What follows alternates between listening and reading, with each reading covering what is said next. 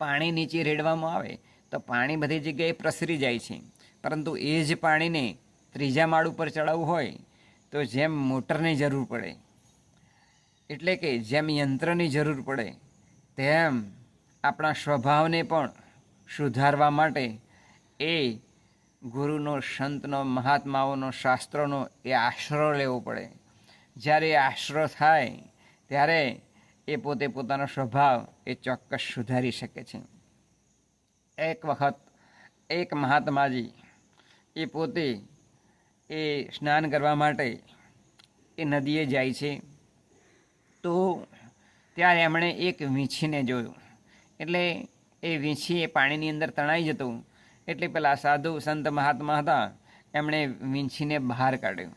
તો જ્યારે આમ બહાર કાઢવા માટે જતા હતા હાથની અંદર લઈને, તો હથેળીની અંદર એ વીંછીએ ડંખ